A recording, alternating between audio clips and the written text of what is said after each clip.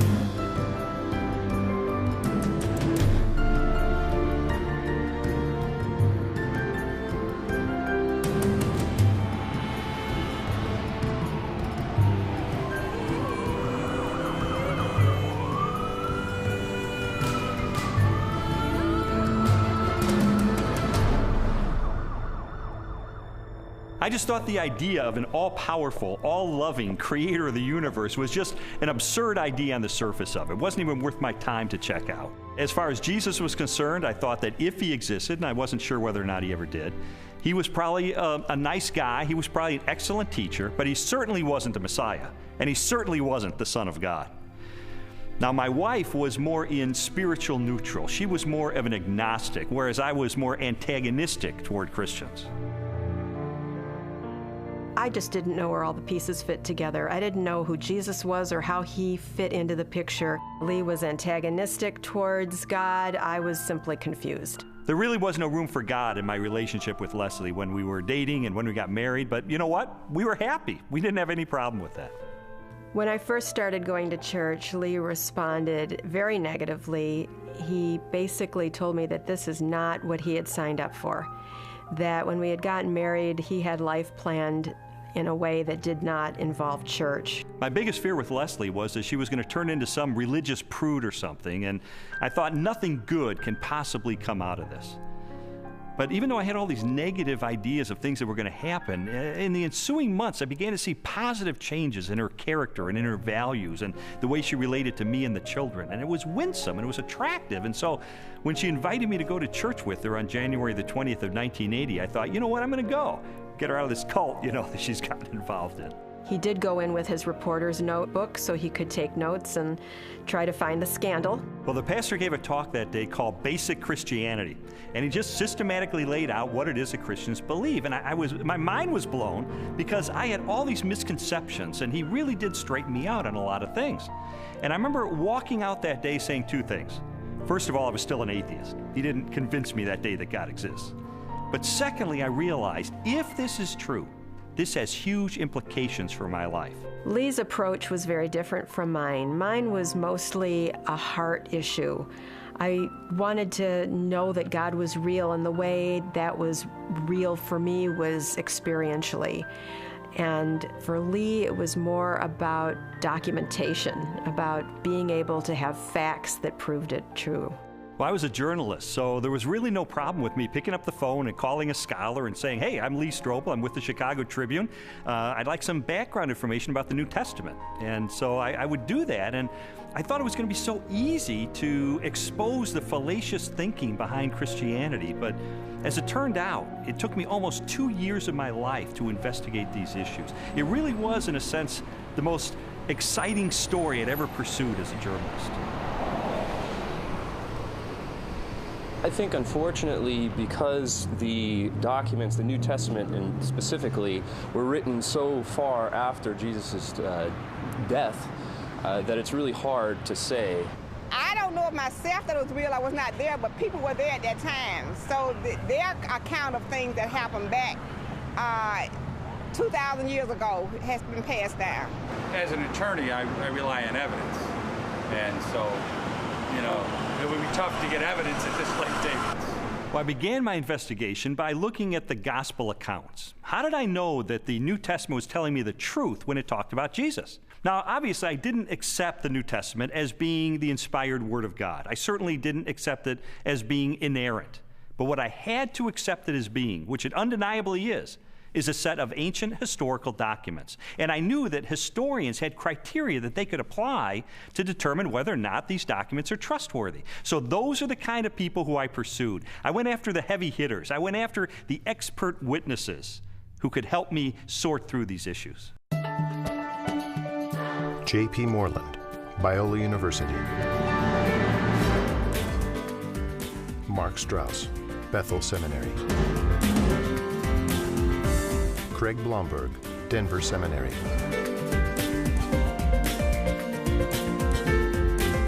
Craig Evans, Acadia Divinity College. N.T. Wright, Bishop of Durham, United Kingdom. Over the last 250 years, it's been common coin in Western culture that, oh, you can't believe what's said in the Gospels. You know, it's even made into musicals. The things that you're liable to read in the Bible, they ain't necessarily so. And that skepticism has wormed its way into much modern culture, and indeed into many Christian circles, many church circles, where they'll say, well, Matthew probably made this bit up, or Luke just added this bit on the end of the parable, or whatever it is. I and others have spent some of the best years of our lives researching what was actually going on in Palestine in the first third of the first century AD, and trying to get inside the minds of first century Jews, first century Romans, different Jewish parties and movements, etc., etc. And the more that I have tried to do that, the more I've found that what you find in Matthew, Mark, Luke, and John comes up in 3 dimensions and says, my goodness, this actually belongs. It makes sense. It fits. It gives us very vivid portraits of who these people were and what they were doing. The New Testament Gospels are biographies of Jesus.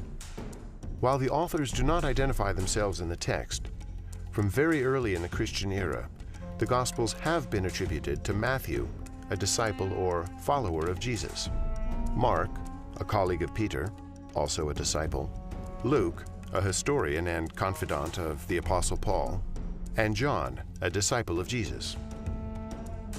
Both Matthew and John were among the 12, Jesus' closest followers, and constant companions throughout his ministry. They would have personally observed most of the events they described in their Gospels. Mark and Luke were also contemporaries of Jesus and wrote their biographies based upon information provided by many eyewitnesses.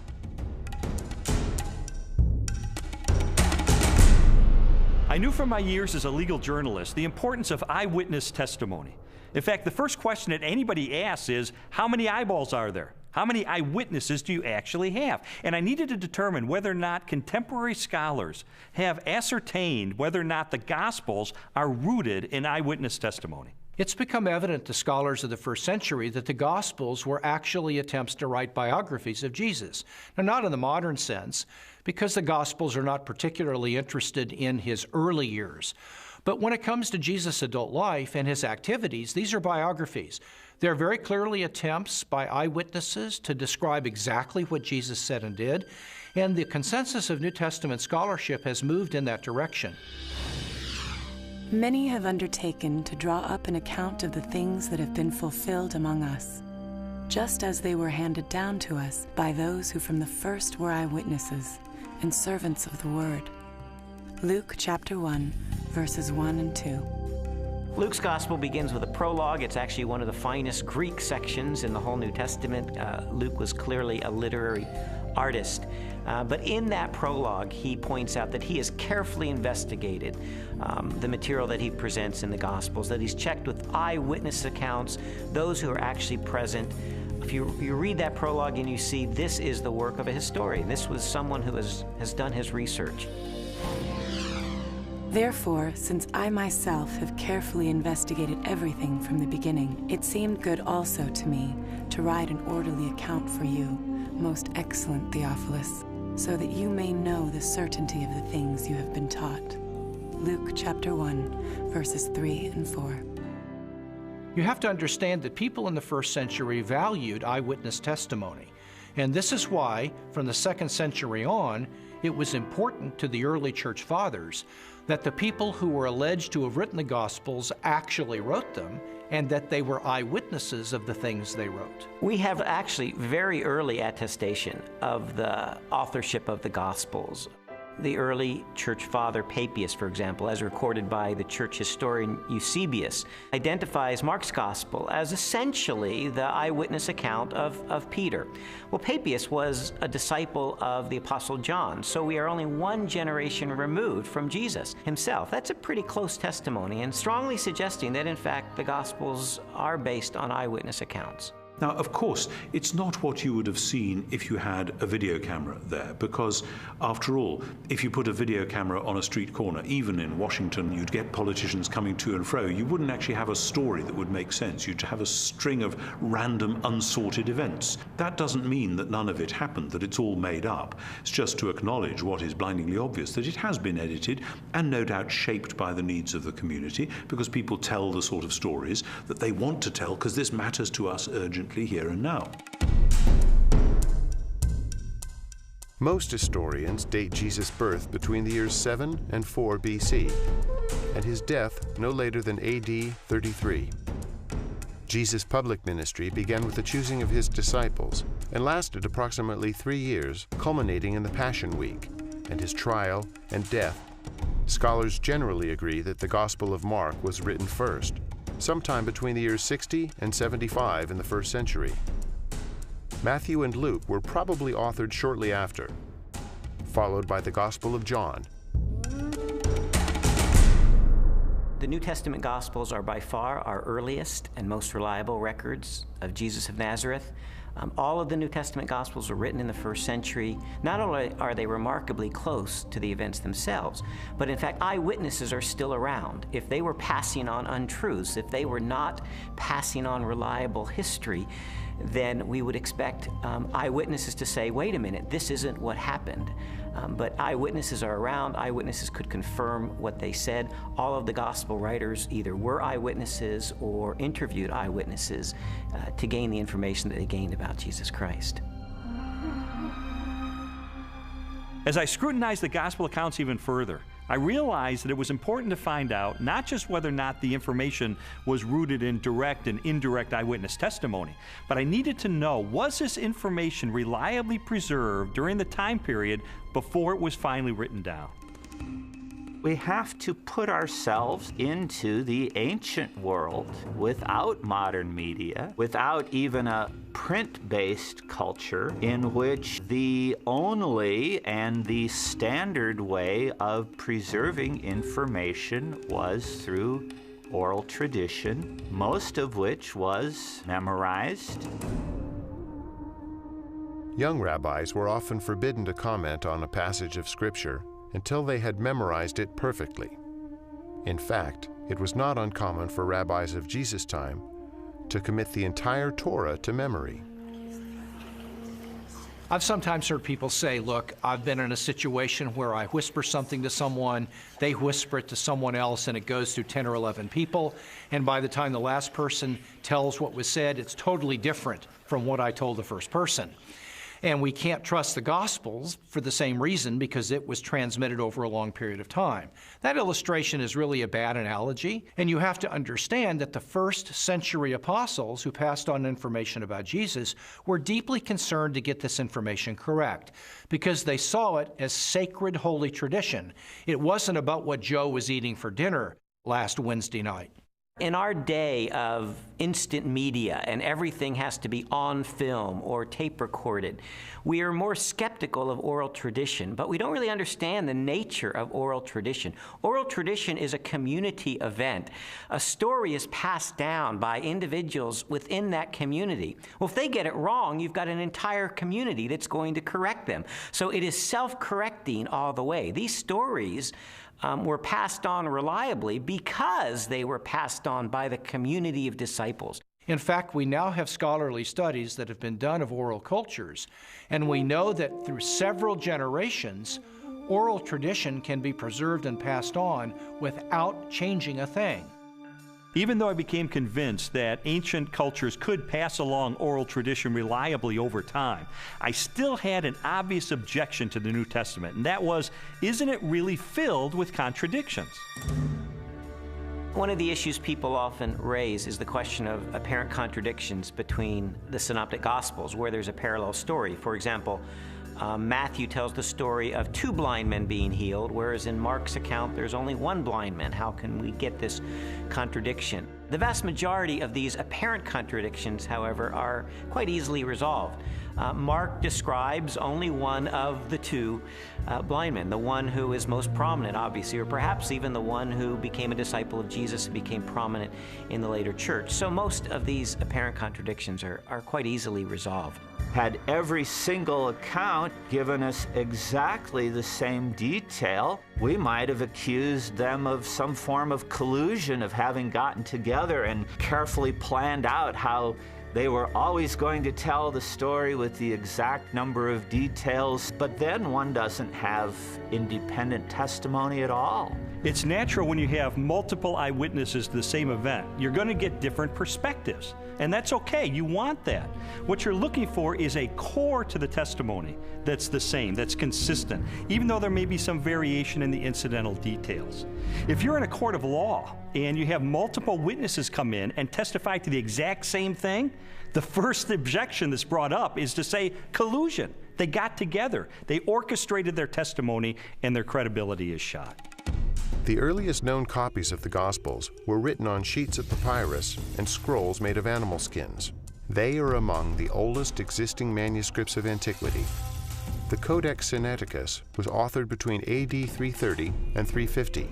It contains almost all of the New Testament and a significant portion of the Old, while the Codex Vaticanus from the same era is a nearly complete Greek copy of the entire Bible. A papyrus fragment from the 18th chapter of John dates to AD 125, less than a single generation after the Gospel was originally written. When I found out that we have no original survivors of the manuscripts of the New Testament, I became very skeptical. Because if all we have are copies of copies of copies of copies of copies, then how do we know that what we possess today bears any resemblance to what the original said?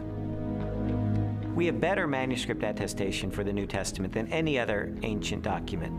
For example, the Bible of the Greeks, Homer's Iliad, is preserved in maybe 600 manuscripts, the oldest of them 1,000 years after the document was actually written. The New Testament, we have something like 5,000 Greek manuscripts.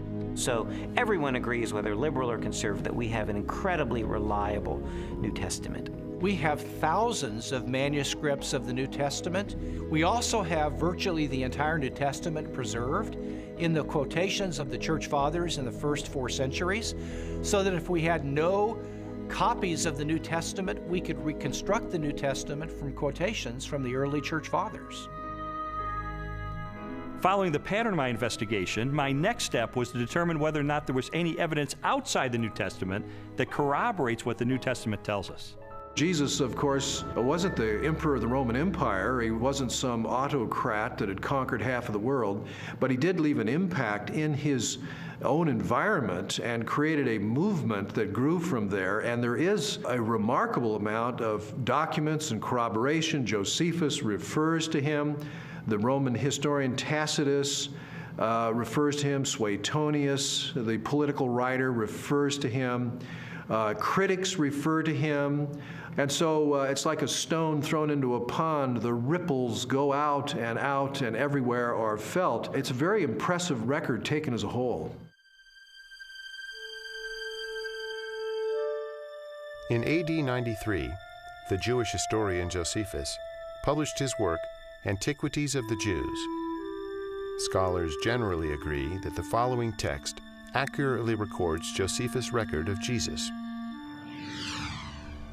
Now there was about this time Jesus, a wise man, for he was a doer of wonderful works, a teacher of such men as received the truth with pleasure.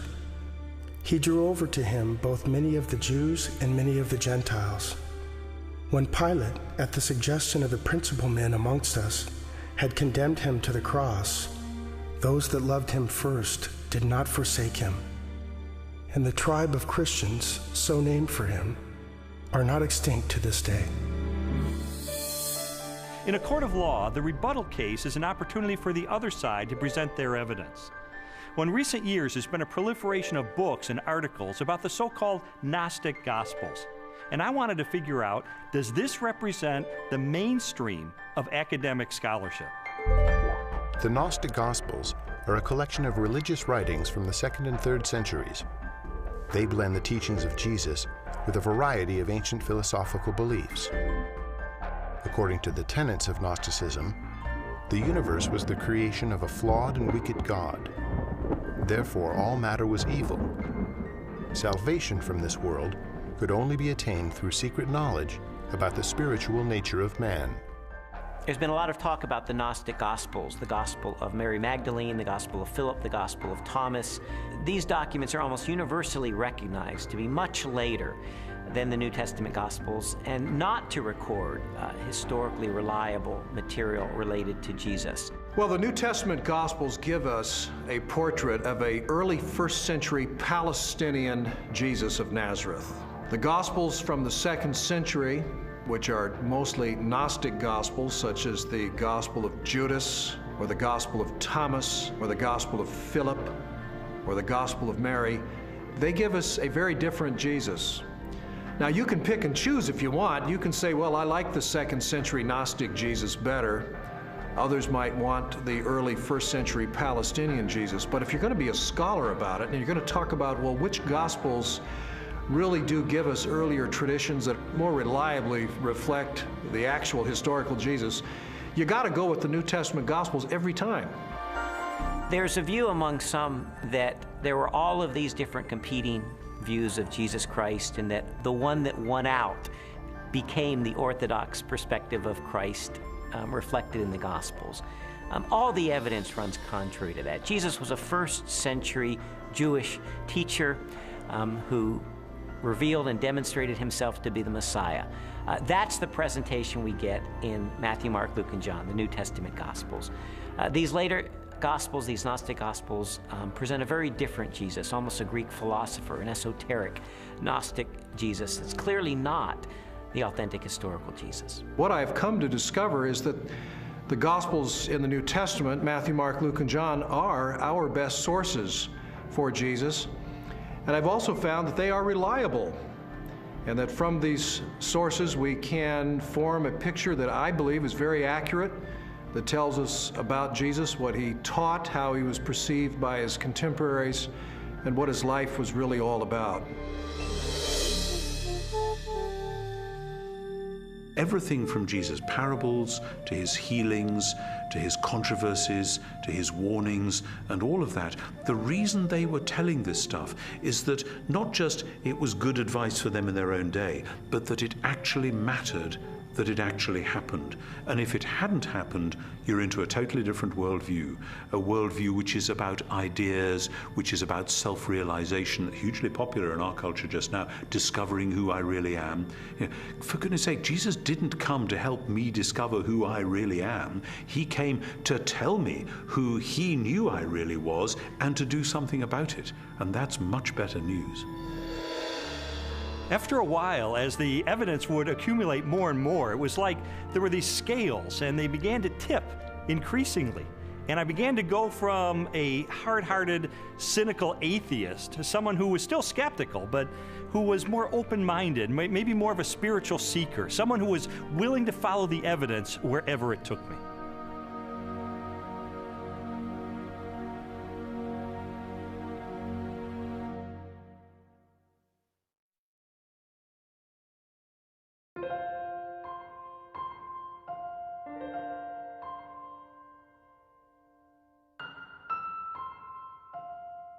This whole time I was on this investigative journey, Leslie and her friends behind the scenes were praying because they knew that I was checking into the evidence. I was looking into these issues for myself, and they just wanted me to be open-minded about the evidence that I found.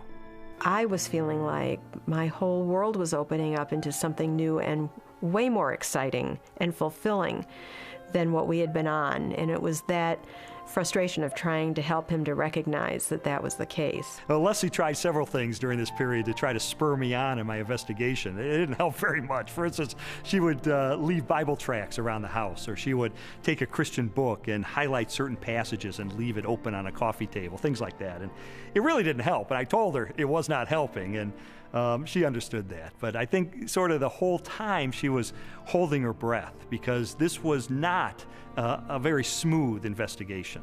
He would take 2 steps forward, 3 steps back. Sometimes it looked like he was really getting it, and other times he would just turn into an angry, frustrated person again. And so it was a very frustrating time for both of us. I believe Jesus was a real person. I believe he did live. I guess there are some exaggerations in the Bible, I'd have to say. I don't believe we'll ever know if Jesus was really what everyone thinks he is. I think it's a lot of folklore. I think it's a lot of historical misrepresentations. I think it's a lot of wishful thinking. But I don't think we know, and I don't think we'll ever know, and I don't think there's any way to prove what has been claimed about Jesus for all these years.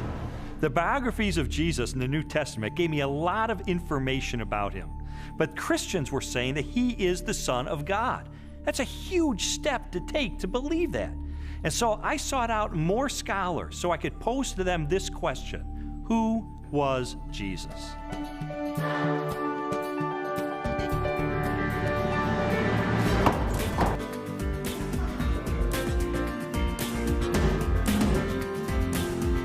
Michael Rydelnik, Moody Bible Institute.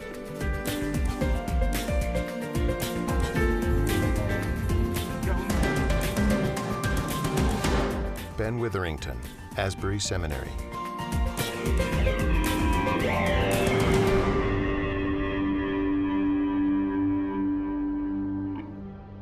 Now, this is one of the things I love about Jesus, and it says something to us. His identity is complex. He can't be pigeonholed. He fits no one formula. There's a lot of aspects to who he is. But always, he presents himself as a challenge to the status quo, to preconditioned thinking about what Son of God, what Messiah must be. He's carving out his own niche. He's doing his own thing like a great and creative artist. He is not simply replicating anything from the past. He is taking bits and pieces of prophecies and ideas and wisdom literature and law and you name it, and he's made a whole new gumbo. And he's serving it up, and people don't know what to think. He goes in a synagogue and says some of this stuff, and they go, wow, a new teaching, and with authority. Shazam! Amazingly, people say, you know, no one teaches like him because he spoke with his own authority.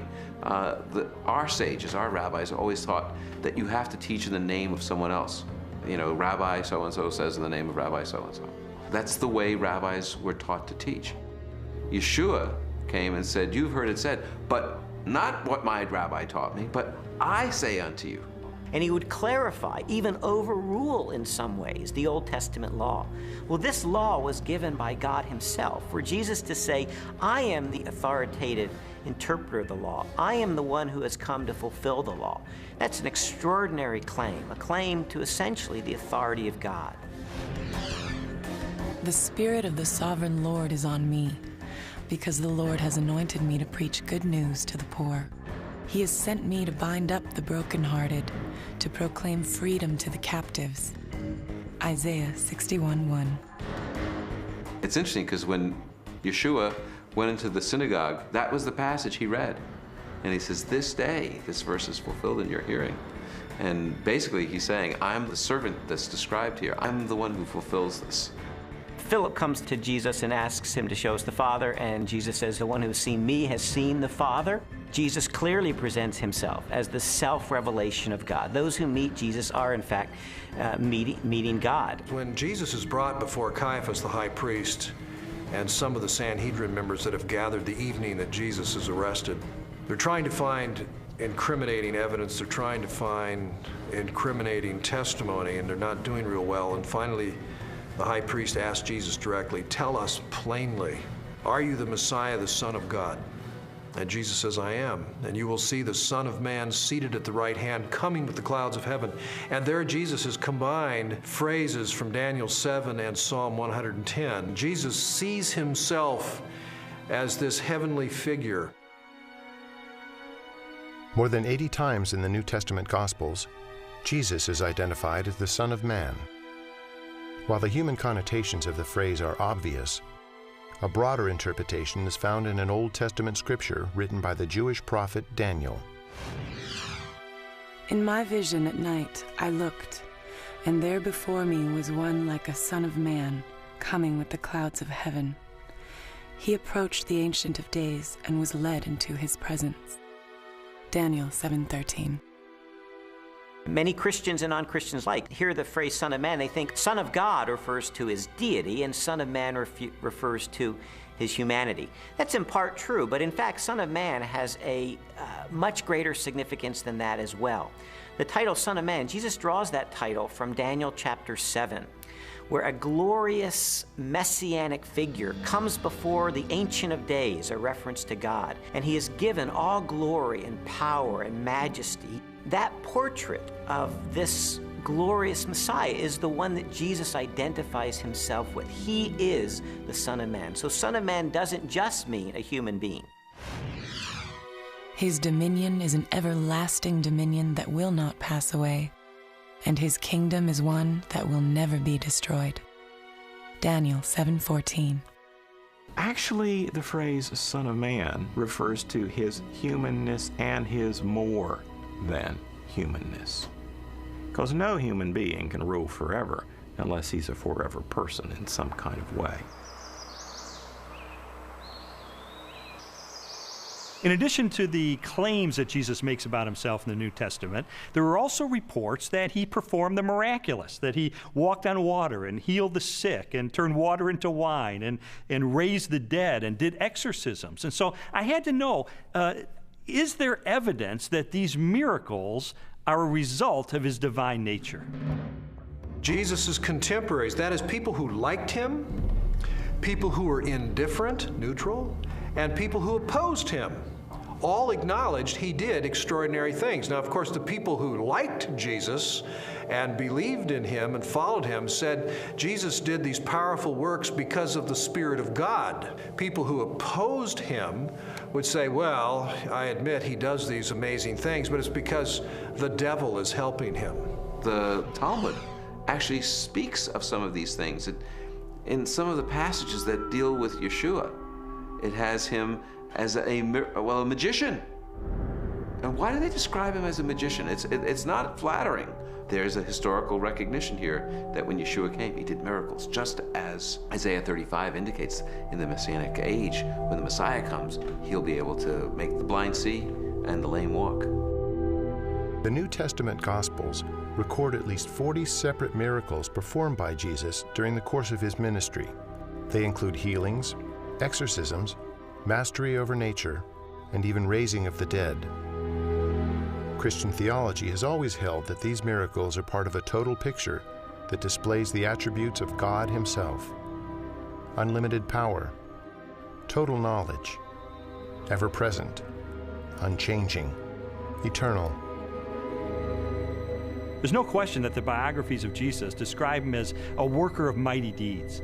But I wanted to know, does this make him any different than the other miracle workers and magicians of the ancient world? Miracle workers that we find occasionally in the first century are magicians. They use incantations, they use spells, they try to coerce gods or divine figures to work on their behalf. That's very different than Jesus' miracles. Jesus' miracles were to demonstrate the power of the kingdom of God. When he healed the sick, he pointed back to Isaiah's prophecies that when God's kingdom would come, when God's salvation would come, the lame would walk, the blind would see. This was the demonstration that God's kingdom was arriving. He's an exorcist. You don't find any of those in the Old Testament. People were not looking for messianic exorcists. He carves out his own niche. He reveals his identity in his own way. It becomes clear that he is somebody who can take on the powers of darkness himself and win. What kind of person is that? And he doesn't have to use recipes and formulas like other ancient exorcists. He can just call the demon by name and that boy's out of there. One of the most astonishing things that Jesus did was when he claimed to forgive sins. In Mark's Gospel, chapter 2, a man is brought to him, a paralyzed man, and the crowds around him are expecting Jesus to heal him. But instead, the first thing Jesus said is, "Your sins are forgiven." Only God forgives sins. Now, some might say, well, Jesus may have been forgiving sins on behalf of God. But in fact, that's not the way his listeners understood him, because immediately the religious leaders responded to that. Who is this that forgives sins? Only God forgives sins, they claim. But Jesus claims the ability to forgive sins. And that to confirm that he has that authority, he then heals the man. And so a very obvious question arises. That is Jesus the Messiah, the Christ, the Anointed One, the one sent by God to be the Savior of Israel and the world? Christians told me that there are dozens and dozens of ancient prophecies contained in the Old Testament of the Bible, and that they predict the coming of this Messiah, and that Jesus, against all mathematical odds, fulfilled those prophecies. And I thought, this is a little bit like the fingerprint evidence you see in a court of law. I remember covering one particular case where the murderer went through the purse of the victim, and he left one thumbprint on the cellophane wrapper of a package of cigarettes. And it was that thumbprint that led to his conviction for murder. And I thought, in an analogous way, could it be that these ancient prophecies are sort of like that thumbprint on the cellophane? Do they create a thumbprint that only Jesus Christ in all of history manages to match?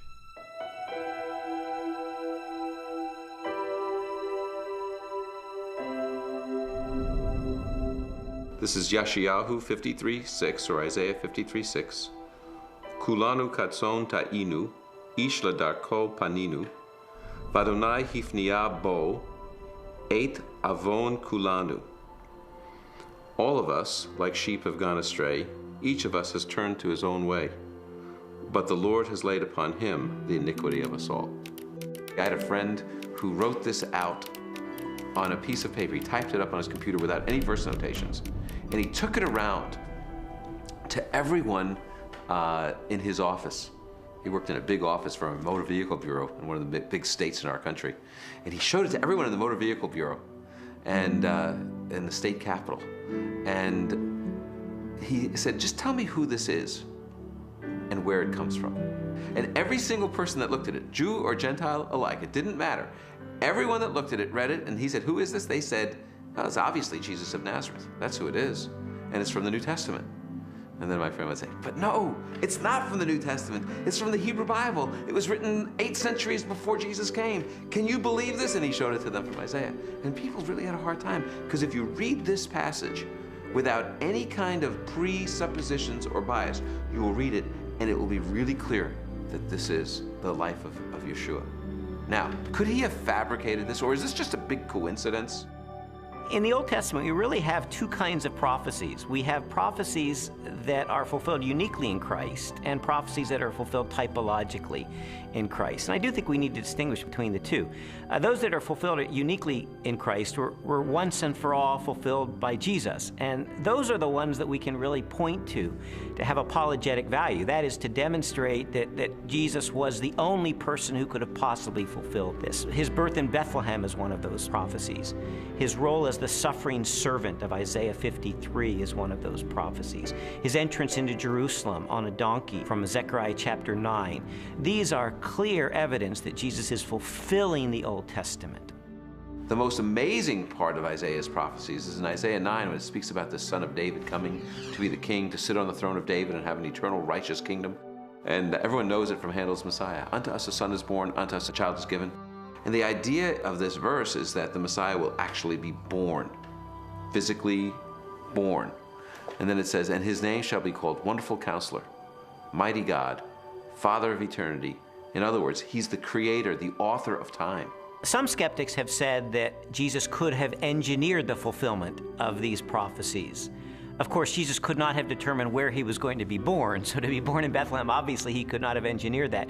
Also, as the suffering servant, it would have been difficult for him to engineer such a specific fulfillment of Isaiah 53. But on the other hand, the fact that Jesus performed certain actions that in fact fulfilled prophecies only demonstrates that he was indeed the Messiah. Anyone who enters Jerusalem riding on a donkey in obvious fulfillment of Zechariah 9:9 is saying, yes, I am the Messiah. So we certainly have a glimpse in that fulfilled prophecy of the self-consciousness of Jesus, that he truly believed that he was the Messiah. Scholars have determined that Jesus fulfilled at least 4 dozen major prophecies, each written a minimum of 3 centuries before his birth. Their content ranged from specific details about his life to the symbolic implications of his death.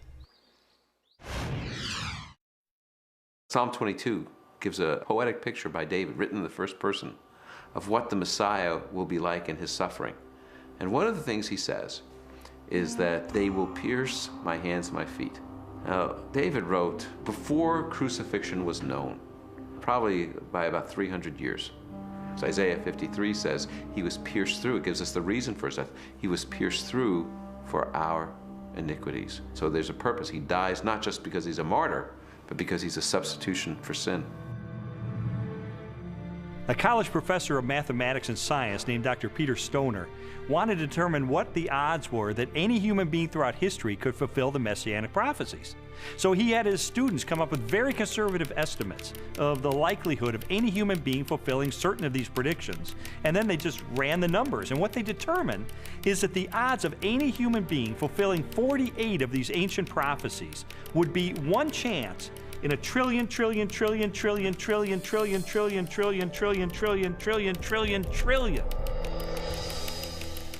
It is mathematically virtually impossible. To me, just as significant as all of those unique prophecies that were fulfilled in Christ is the complete drama of the Old Testament. The fact that the Old Testament is the story, the narrative of God's redemptive movement, his movement to deliver and save humanity. And Jesus is the climax of that movement. He is the climax of salvation history, the one who brings it off to fulfillment. You read the Old Testament, it's building, building, building. Jesus arrives on the scene and he is the fulfillment. And he recognizes himself clearly as the climax of God's plan of salvation for all humanity.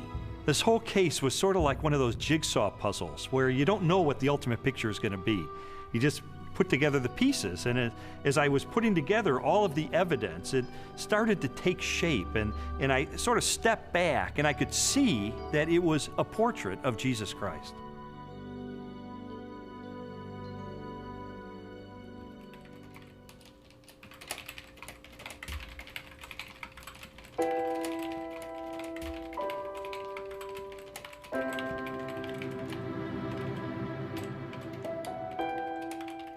This was not just an intellectual journey. There was a very real emotional component to this, because I would find things along the way that would challenge me and my worldview on a very deep level.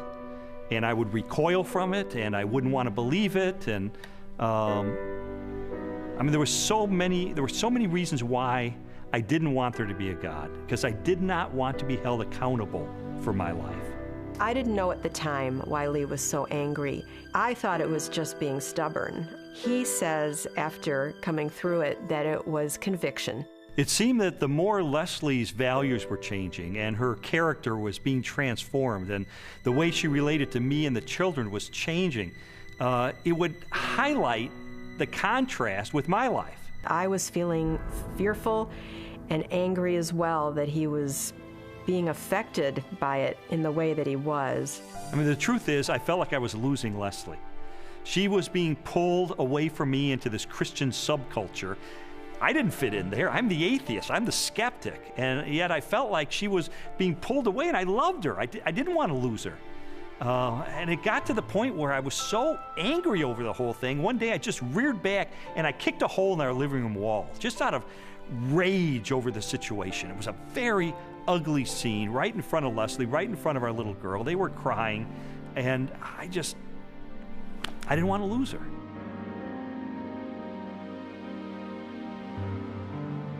Jesus's body was never found. And so, yeah, and they predicted it. Well, you know, he talked about it, and it was predicted, and it happened. I mean, it's this easy, it's as simple as that. We just tend to complicate it, man. No, not physically, not his physical body. So when they came the following morning and rolled back the great stone in front of the tomb, and he wasn't there, no, it must have been dark in that. I don't know. They must have missed him. No, I don't think physically a physical body can rise. I don't think that he was yanked out of that, or physically walked out and walked down the street and met with him. It just doesn't make any sense to me. For more than a year, I'd investigated the historical record for the reliability of the New Testament. I'd looked at the identity of Jesus. But now it was time to look at the ultimate evidence for who he really was, the purported resurrection of Jesus from the dead. And for that, I went to the best scholars that I could track down.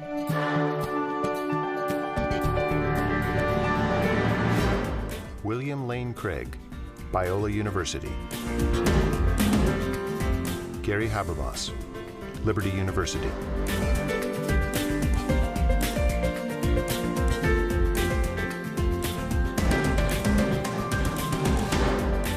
Michael Licona, North American Mission Board.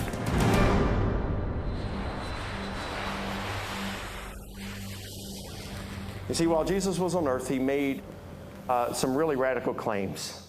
He claimed to be the uniquely divine servant of God, and he claimed that the only way that we could get to God would be through him. Now, I submit to you that if one of your professors made some claims like that, you would think that he or she was a few French fries short of a Happy Meal. Those are some really audacious claims. Well, a lot of Jesus critics responded to him the same way that you or I would respond to someone making those claims today. Oh yeah, pal? You really think that's who you are? Well, tell you what, why don't you show it to us? Why don't you give us a sign? Show us a miracle or something. And Jesus said, well, I'll give you one miracle, one sign, my resurrection from the dead. The resurrection of Jesus really is the pivotal event of history. Anybody can claim to be the Son of God, as Jesus clearly did. The question is, can you back it up? What evidence is there to support your claim? What credentials do you have? And if Jesus really did return from the dead, that's excellent evidence that he is who he claimed to be, the one and only Son of God. To weigh the validity of Jesus' resurrection, we must first consider his death. Many skeptics have proposed that Jesus merely fainted on the cross, or was drugged, and later escaped as part of a conspiracy. By contrast, the four gospel narratives collectively describe the events of his public beating, death by crucifixion, and burial. Pilate had Jesus flogged and handed him over to be crucified. Mark 15:15. Chances of surviving crucifixion were extremely bleak. Crucifixion and the tortures that normally preceded it was the worst way to die in antiquity. A person was scourged to the point usually that their intestines, arteries, and veins were laid bare. And then after that, a person was dragged out where they were impaled to a cross or a tree and then left hanging there in excruciating pain. In fact, the word excruciating comes from the Latin, out of the cross. Jesus was being tried and executed as a rebel leader. Now, in the Roman army, if you were responsible for looking after one prisoner of war, even if he was a rather insignificant prisoner of war, if you let him get away, your life would be forfeit in place of his, and life was very cheap. If you were looking after the execution of a rebel leader and you let him get away, you're in deep trouble. You're not going back home to your wife and kids. No way, game over. The Romans were very, very good at killing people. They specialized in it. They prided themselves on it. Perhaps the most definitive statement of Jesus' death at the hands of the Romans is recorded in the Gospel of John. One of the soldiers pierced Jesus' side with a spear, bringing a sudden flow of blood and water. John 19:34. Medical experts have concluded that this account from John, an eyewitness of the crucifixion, is evidence that as he suffocated on the cross, Jesus' heart had ruptured. There came a rich man from Arimathea named Joseph. Joseph took the body, wrapped it in a clean linen cloth, and placed it in his own new tomb that he had cut out of the rock. Matthew 27, 57 through 60. All four Gospels tell us that Jesus was buried in the tomb of Joseph of Arimathea. That's a remarkable statement, and certainly a historical statement. The evidence for that is, first of all, Joseph of Arimathea is identified as a member of the council, the Sanhedrin, that condemned Jesus. The presence of Joseph of Arimathea in the empty tomb narrative indicates that this is a historically reliable account of what really happened. His name would have been known to people in those days very much like a United States senator would be known today. It would have been very clear where his tomb was, so that there would have been no question about the location of Jesus' burial. It also, I think, indicates that the burial account of Jesus could not have been made up. It is highly unusual to find that the person who alone has the courage to go to Pilate and give Jesus an honorable burial is not members of his family, faithful disciples who followed him to the end. Instead, it is a member of the Jewish Sanhedrin, the very high court, all of whom, Mark says, had condemned Jesus of Nazareth to the cross. The fact that it is Joseph of Arimathea who is the person responsible for giving Jesus an honorable burial is an awkward and embarrassing fact for the early church, and yet this tradition is faithfully preserved in almost all of the traditions that we have about the burial of Jesus.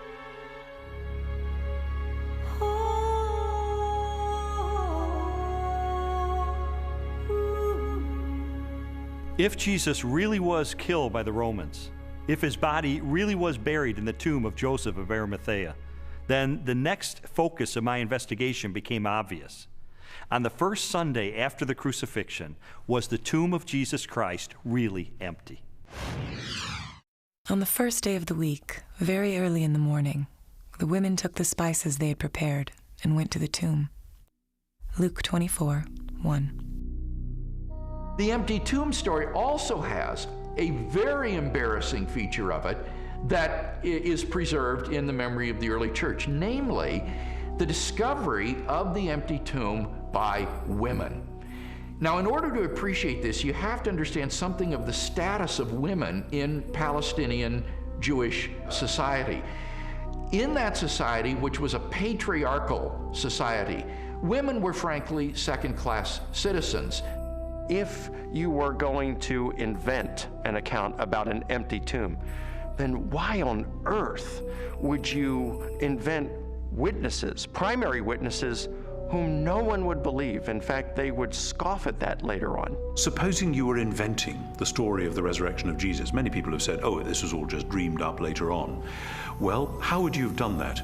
The one thing you wouldn't have done would have been to have not only a woman, but a woman who's got nobody quite knows what, but a fairly shady past, as your prime witness. And yet there she is, Mary Magdalene, in Matthew, Mark, Luke, and particularly in John. And already by the middle of the 2nd century, the pagans are sneering, oh, this is just based on the testimony of hysterical women, you can't believe that. But the early Christians stuck to their story, they stuck to their guns, they stuck to the women. They said, this is how it was. Now, they just would never have made that up. And that actually has enormous ramifications. If this is how the story was, and they didn't change it to airbrush Mary out, then this really must have been what happened on that first Easter day. The chief priests devised a plan. They gave the soldiers a large sum of money, telling them, you are to say, his disciples came during the night and stole him away while we were asleep. Matthew 28, 12 and 13. Matthew reports that the Jewish authorities were claiming that the disciples of Jesus had stolen his corpse. And this is verified by Justin and Tertullian a little bit later on, saying that the Jewish leaders were still saying the same thing in their day. Now here's the question. If the body is still in the tomb, why are you saying that the disciples had stolen it? Well, if you think about that, The claim that the body was stolen confirms that Jesus' enemies acknowledged that the tomb was empty. If you've got a stolen body, you must have an empty tomb. If the tomb was not empty, Jesus' opponents would surely have gone and got the body and shown it as soon as the disciples began proclaiming the resurrection. I found the evidence for the empty tomb very convincing, but you know what? That didn't tell me what happened to Jesus. Is it true that hundreds of people really saw him alive after the crucifixion? My research took me to a letter that the Apostle Paul wrote to the church at Corinth, and it contains the earliest passage of all about what happened to the resurrected Jesus. He was raised on the third day. He appeared to Peter and then to the 12. After that, he appeared to more than 500 of the brothers at the same time. Then he appeared to James, then to all of the apostles. And last of all, he appeared to me.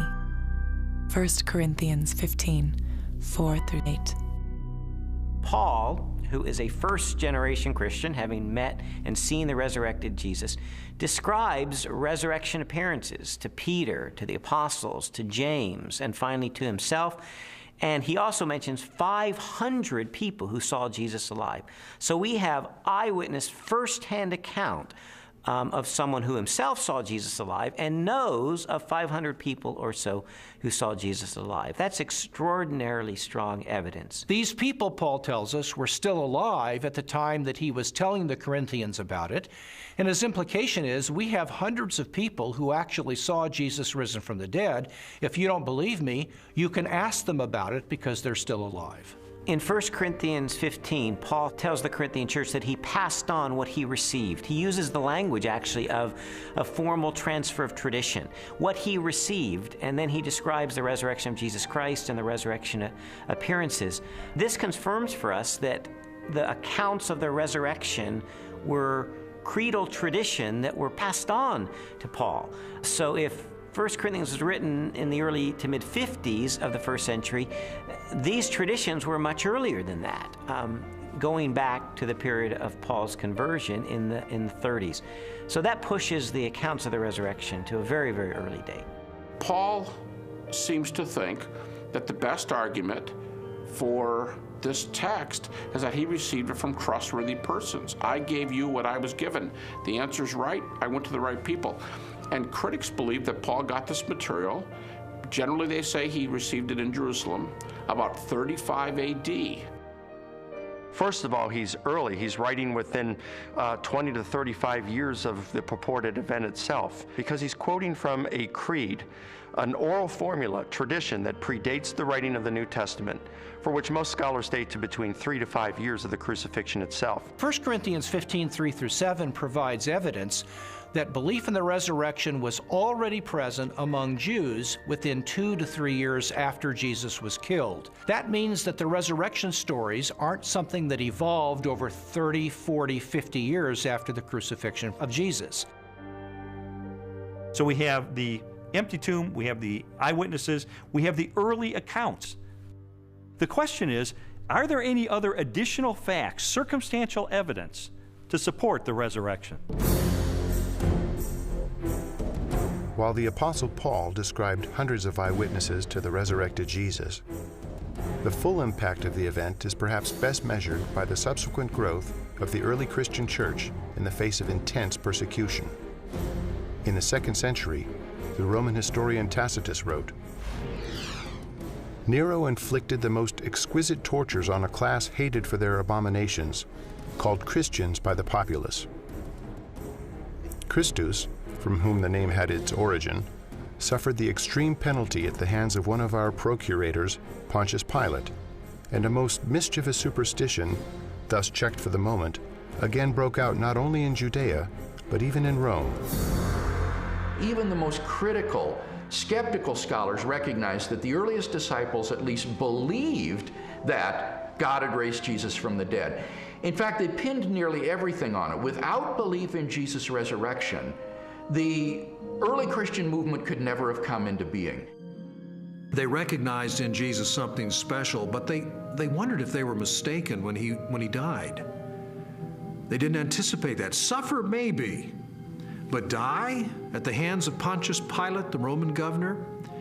In fact, even when the first reports of his resurrection reached their ears, they were still doubtful and skeptical. But when they met the risen Lord, their skepticism was transformed into a very confident faith, a great joy, and a determination to preach the good news to everyone else. And I think that's the part that's awfully hard to refute, because we have this turnabout, this transformation of a discouraged and bewildered following on the basis of the good news. Somehow you have to explain the explosion from scared followers who run away to let's worship him, let's sing to him, let's pray to him. If there was no resurrection, and more to the point, if there was no resurrection appearances of Jesus, to those who doubted and were discouraged and denied and betrayed Jesus, we would not be sitting here talking about this today. Other messianic figures had risen in the past, had claimed to be somebody, and had been suppressed and killed by the Romans. Yet no movement arose around those dead messiahs. But these disciples of Jesus were willing to go to the ends of the earth proclaiming the gospel message. Were willing to suffer and die for that. The transformation from a bunch of defeated cowards to boldly, fearlessly proclaiming the gospel, even to the point of death, to me confirms that something happened on that first Easter morning. I have worked much harder, been in prison more frequently, been flogged more severely, and been exposed to death again and again. 2 Corinthians 11:23. After Jesus' crucifixion, the disciples lived lives of hardship for 20, 30, 40 years, suffered greatly in their ministries, and eventually suffered martyrdom and execution without recanting for their belief that they had seen Jesus risen from the dead. I mean, what were they gaining? Were they becoming rich? They're running around the countryside. They're, in some cases, abandoning their family for periods of time so they can preach. What they got for their efforts is death, in many cases. You also have to remember that the disciples died not just for something they believed was true. They died for something they actually saw with their own eyes. It's much more difficult to explain that away than it is for someone who dies for a belief and they're sincerely wrong. I came across a bit of evidence I really found fascinating. James was a half-brother of Jesus, and he was not a believer in Jesus during Jesus' lifetime, but he later died the death of a martyr as a leader of the local church. In a similar way, Saul of Tarsus was a persecutor of Christians, and yet he later becomes the Apostle Paul, this incredible missionary. So I had to ask myself, what led to this radical transformation of these skeptics? Sometimes people will come to believe something they wish to be true. If you believe hard enough that a person is loving and kind, you can talk yourself into believing that, even though the person is not loving and kind. It's very, very difficult, however, to explain people coming to believe something that they're actually standing against. Now, in the case of James and Paul, they did not believe in Jesus before his crucifixion. In fact, they thought he was deranged, and they did not accept what he said and what he taught. James, the brother of Jesus, is a skeptic who doesn't come to Jesus until he meets the risen Lord. Critics allow that. Paul's a persecutor till he meets the risen Jesus. That's not the kind of testimony of someone who all gets together and say, hey, let's just cook this thing up. One of the certainties, it seems to me, related to the testimony of the apostles is that they truly believed that Jesus was who he claimed he was, and they truly believed that he had risen from the dead, because they were willing to die for that. Very few people are willing to die for something they don't really believe in, or something even worse that they know to be a lie. When Jesus was executed, his disciples were rightly afraid. They scattered. They were fearful for their own life. Their hopes had been dashed because they had believed Jesus was the promised one who was going to usher a new day in for Israel. Turned out he wasn't, because he was murdered by crucifixion under the authority of the Roman Empire. And yet, Shortly thereafter, we find them taking a stand in Jerusalem, proclaiming that Jesus was the Messiah, the very Son of God. How do we explain that? How do we explain the fact that they were even willing to propagate this the rest of their lives and go to martyrs' deaths for their belief? The only rational explanation is that something happened to them between the death of Jesus and 3 days later, and according to their own words, it was that they saw Jesus risen from the dead for themselves. People have often said, and I think it's a perfectly fair position, that okay, there aren't actually any good alternative hypotheses for how you explain the rise of early Christianity, but because we know as an absolute fact which we're not prepared to let go of, that nobody ever rises from the dead, then there must in fact be some other alternative hypothesis. And I want to say, okay, if you want to make the absoluteness of bodily death the cornerstone of your entire worldview, I actually can't stop you. If you choose to say, no, here I stand, death is the end, and nobody ever comes back from it, and that's just the way it is, well, that's where a lot of people were in the ancient world, it's where a lot of people are in the modern world. I think that that worldview is radically challenged by the strong evidence which points to the resurrection of Jesus, but it's up to somebody what they do with that challenge.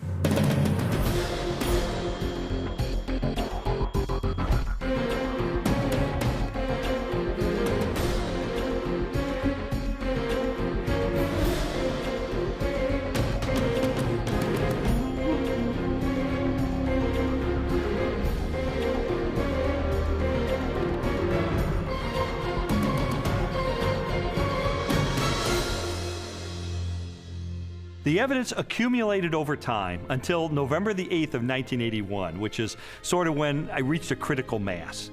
I remember going alone in my room, and I took a yellow legal pad and put a line down the middle, and on one side I started to list all of the evidence I had encountered for Jesus Christ being the Son of God, and on the other side all the negative evidence against that. And I wrote and I wrote page after page, and finally I put my pen down and I said, wait a minute. In light of this avalanche of evidence pointing toward the truth of Christianity, it would require more faith for me to maintain my atheism than to become a follower of Jesus Christ. And so that's the moment that I decided, consistent with the evidence, the most logical, the most rational step I could take was a step of faith in the same direction the evidence was pointing, and put my trust in Jesus. And after I did that, I thought, you know, maybe Leslie would like to hear about this. I thought it was too good to be true. My heart was pounding. I was in tears. I was so excited. I just threw my arms around him and kissed him and hugged him and told him how I'd been praying and how lots of people had been praying that this day would come. She threw her arms around me and she said, "You hard-hearted son of a Baptist," she said, "I've been telling you this for 2 years. I mean, come on."